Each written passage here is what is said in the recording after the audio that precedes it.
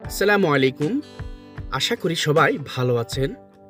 দেশ এবং প্রবাস যে যেখান থেকেই দেখছেন সবাইকে শুভেচ্ছা জানিয়ে শুরু করছি আজকের এই ভিডিওটি।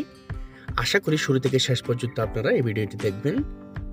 আজ আপনাদেরকে জানাবো প্রবাস থেকে আপনারা কত টাকা বা কত ডলার পর্যন্ত সাথে নিয়ে আসতে পারবেন, এবং অতিরিক্ত টাকা যদি আপনি অনেক বেশি পরিমাণ টাকা যদি দেশে নিয়ে আসেন আপনাকে কি করতে হবে, এয়ারপোর্টে আপনার করণীয় কী রয়েছে সেই বিষয়টি আজ আপনাদেরকে আমি শুরু থেকে শেষ পর্যন্ত পুরো বিস্তারিত আলোচনা করে জানানোর চেষ্টা করব।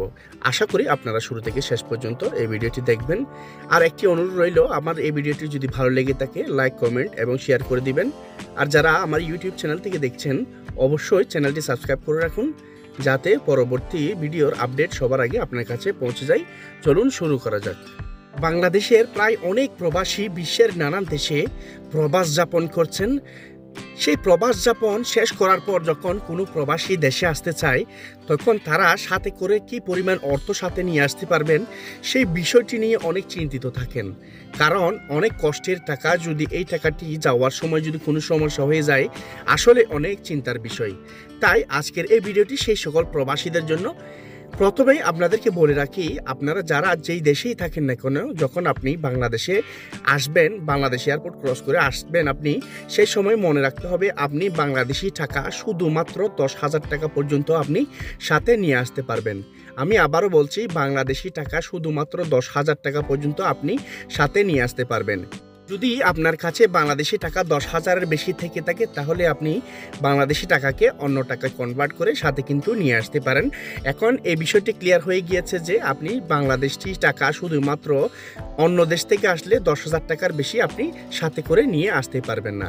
এখন আসা যাক, আপনি যেই দেশের প্রবাসী হন না কেন, আপনি সেই দেশ থেকে আসার সময় কি পরিমাণ ডলার বা সেই দেশের মুদ্রা আপনি সাথে নিয়ে আসতে পারবেন সেই বিষয়টি আপনাদেরকে আমি ক্লিয়ার করে দিচ্ছি। প্রথমত, আপনি যেই দেশ থেকে আসেন না কেন, আপনি সেই দেশের মুদ্রা হোক, ডলার হোক বা যে কোনো অর্থই হোক না কেন, আপনি আসার সময় আপনার ইচ্ছে অনুযায়ী যত খুশি কিন্তু আপনি মুদ্রা নিয়ে আসতে পারেন কোনো ঝামেলা ছাড়াই। সেক্ষেত্রে আপনাকে একটি জিনিস অবশ্যই মনে রাখতে হবে, আপনি যদি 10,000 ডলারের বেশি টাকা নিয়ে আসেন তাহলে কিন্তু আপনাকে সেক্ষেত্রে কিছু নিয়ম কানুনের মধ্যে আসতে হবে। যদি আপনি 10,000 ডলারের ভেতরে থাকে তাহলে আপনাকে কোনো ঝামেলা ছাড়াই আপনি চাইলে সুন্দর করে এয়ারপোর্ট থেকে বাইর হয়ে আপনি টাকাটা নিয়ে চলে যেতে পারেন কোনো ঝামেলা ছাড়াই। আর আপনি যদি 10,000 ডলারের বেশি টাকা যদি আপনি সাথে নিয়ে যান, বেশি মুদ্রা যদি আপনি সাথে নিয়ে যান, সেক্ষেত্রে আপনাকে করতে হবে, আপনাকে এয়ারপোর্টে গিয়ে একটি ডিক্লারেশন করতে হবে যে আপনি 10,000 ডলারের উপরে টাকা নিয়ে যাচ্ছেন। অনেকেই এই ডিক্লারেশনের কথা শুনলে ভয় পেয়ে যায়। আসলে এখানে ভয় পাওয়ার কোনো কারণ নেই। আপনাকে কোনো ট্যাক্স পরিশোধ করতে হবে না বা কোনো ঝামেলা পোহাতে হবে না। শুধুমাত্র আপনি এয়ারপোর্ট পৌঁছানোর পর আপনার কাছে যদি অতিরিক্ত ডলার বা অন্য দেশি মুদ্রা থেকে থাকে সেক্ষেত্রে আপনাকে এয়ারপোর্টে কর্তব্যরত যে অফিসার্স রয়েছে অফিসারকে তা অবহিত করতে হবে। সেখানে অবহিত করার পর তারা কিন্তু সেখান থেকে আপনাকে পেপার রেডি করে দেবে, সেই পেপারটি নিয়ে আপনি সোজা চলে আসতে পারবেন। সেক্ষেত্রে আপনাদের কোনো ঝামেলা পোহাতে হবে না।